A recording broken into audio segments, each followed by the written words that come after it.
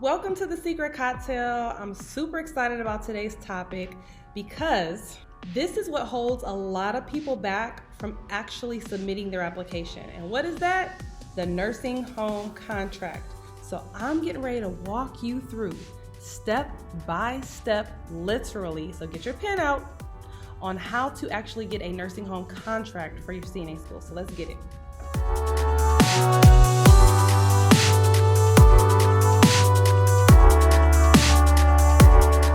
Okay, so one of the most time-consuming elements of starting your nurse aid training program is undoubtedly the nursing home contract, especially if you as a nurse don't already have some type of relationship with a nursing home.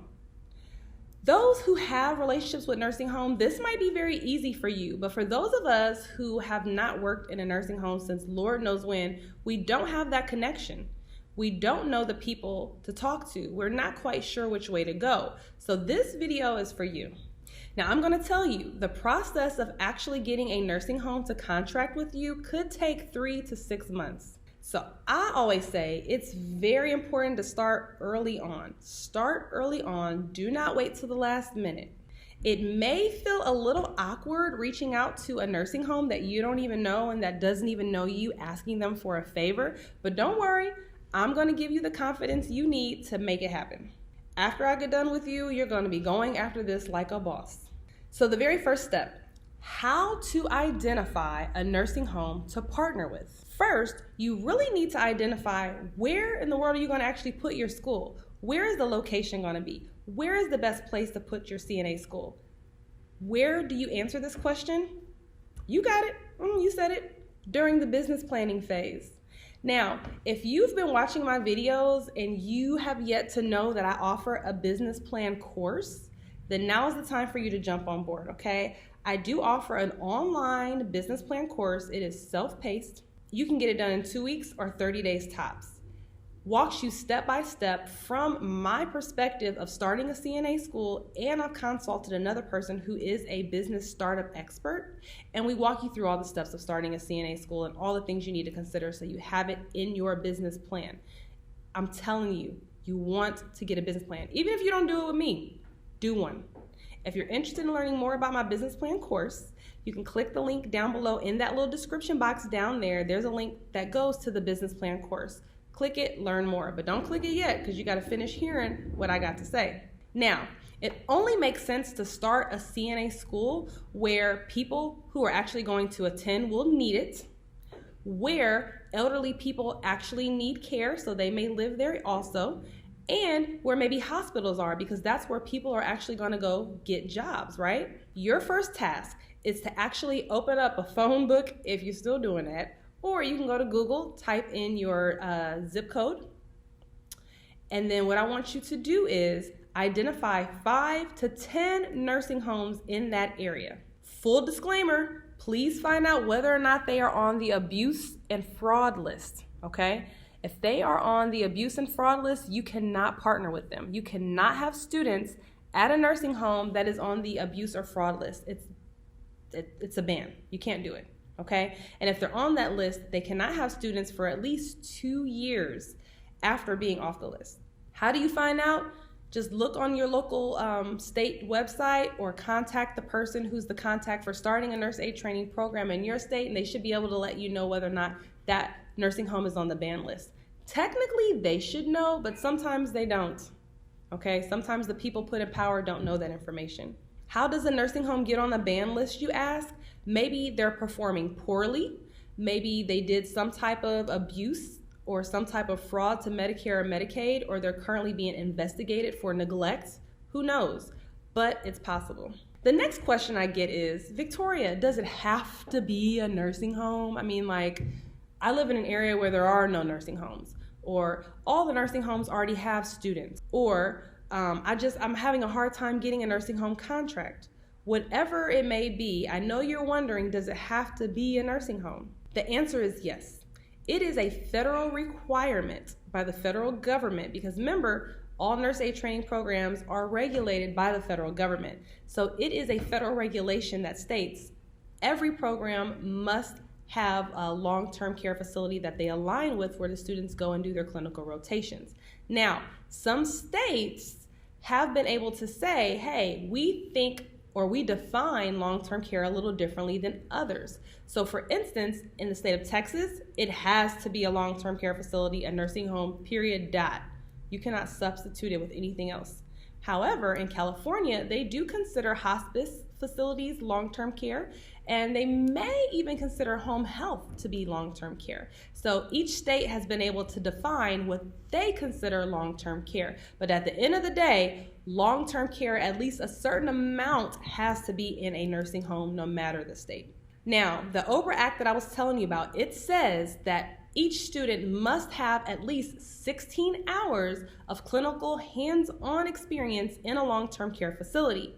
Now, each state has decided that they may want to go with the 16-hour minimum, or they may want to increase it. So make sure you look at your state to find out whether or not you're more at the 16-hour brim, or if you're in a state where they require 75 hours, okay? Because I've seen that too. So just contact your state to learn a little more, okay?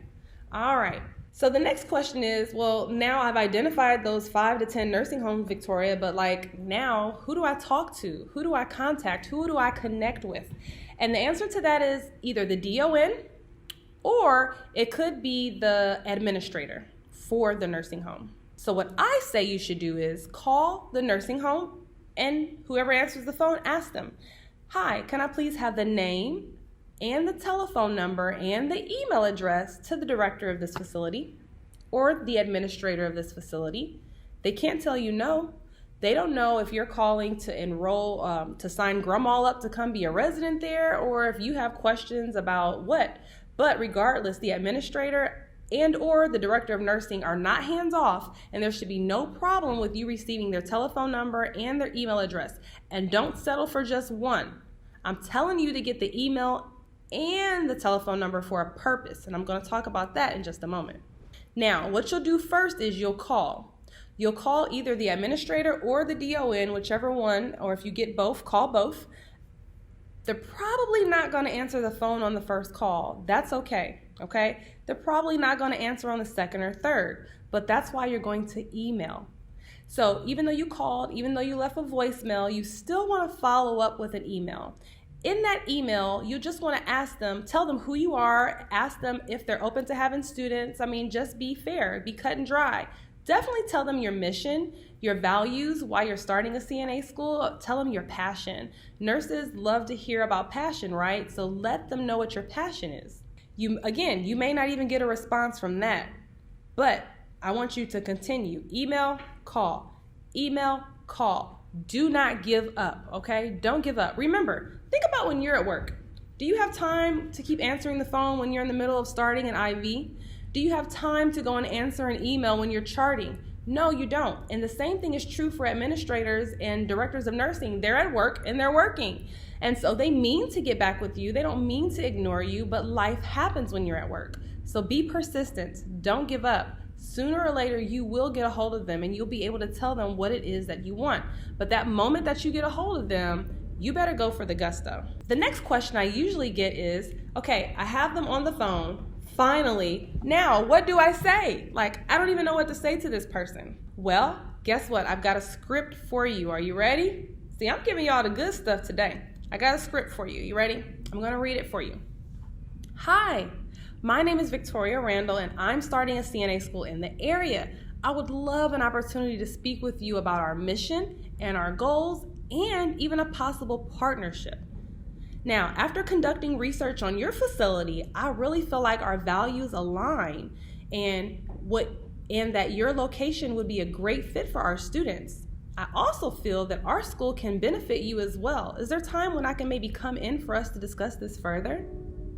You want to get in front of them, okay? You don't want to conduct this transaction over the phone. You want them to know that you are a person. You have a pulse. You have a heart. Get in front of them, okay? That's why you get right into that. Is there time where we can meet where I can speak with you? Ask them that. Set that up, okay? Now, notice how I said I conducted research on your facility and I feel that our visions align. Do that.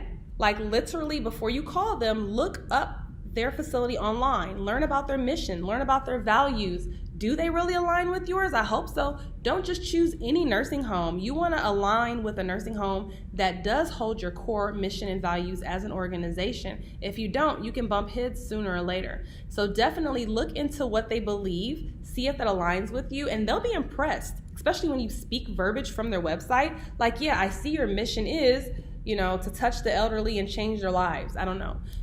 That's very similar to our mission as well. That's what we're looking to do. Let them know that you align with their beliefs. They're going to listen to you when they know that you've done your research. Trust me. Now, if they allow you to go ahead and set up a meeting with them, you better go hard. I'm talking about Dunkin' Donuts coffee on steroids. I'm talking about Krispy Kreme, warm, hot donuts. Do what you got to do. Bring that stuff in, not just for them, but for their staff as well. You want them to know that you care about them and their staff and that you appreciate them if they decide to allow you into their facility. You also really want to speak to what you're going to give them. It's not all about take, give me. Also, let them know what you could possibly do for them. We'll train up staff for you at 25% off. We'll do CPR training for you once a year for free. I don't know, or at 50%, whatever you want to do. But speak a language that lets them know that you're not in just a take relationship, but that you're willing to give also. Now, the next question is, okay, I've identified the location, I've called and I finally got a hold of somebody, I talked to them and they let me come in, and guess what? They want to allow me to come into their facility. Yay, now they want to sign a contract. Oh my God, I don't have a contract. What am I going to do? I got you. If you don't have a contract, you got to get one. Remember, you're asking all types of stuff of them. You're asking them, can you come to their facility? Can you utilize their staff to help train up yours? You're doing all this. You cannot ask them to then now prepare a clinical contract for you. No, they're going to be looking at you like, excuse me? You have to come correct. You have to come with a clinical contract, okay? So you need to have a clinical contract devised and ready so when they say yes, you can just hand it over to them. Many people assume that the nursing home is going to give you a clinical contract, but I'm here to tell you that is not the case. There are a few states out there that actually provide you with a clinical contract. I know off the top of my head that California is one, okay? They're one. So some states will provide a clinical contract for you, very few, but some will. So if they do, you just download that from the website, give it to the administrator or the DON, and they will sign off on it and give it back to you. Very often, they do have to send it off to corporate for corporate to look at, and then corporate will read through it, decide if they need to change any of the language or verbiage, and then give it back to you for final signatures. Sometimes that can take time. So if that happens, be patient. It could take 2 or 3 months just for that to happen too. This is why I say starting to get the clinical contract now is key, okay? Like now.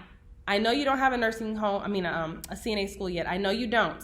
They understand that. They know that. So it's okay. Still talk to them about this, okay? Don't let this one stay afloat till the last minute. Now, if you actually need help putting together and concocting your own nurse aid training program clinical contract, I have a course for that. So I have a template that I've already written out, all the verbiage that not only covers the nursing home, but it also covers you. You want to make sure that there's verbiage in your nursing home contract that covers you and your students and your instructors. And some type of verbiage letting the nursing home know that you're not going to be holding them accountable or holding them responsible if you and your students or instructor come in there and does something inappropriate or hurts or harms somebody. So you want to have language that is definitely neutral to both parties, but definitely covers you, okay? So if you look in the description box below, there's a link to my course where you can I'll walk you through, it's an online course, I walk you through all the things you need to consider that need to be in your nursing home contract, and then there's a template provided to you for the nursing home contract, and then you actually go through, fill out, and you're done, and you'll have it ready to take with you to the nursing home if they finally, I'm not going to say if, when they finally give you that yes.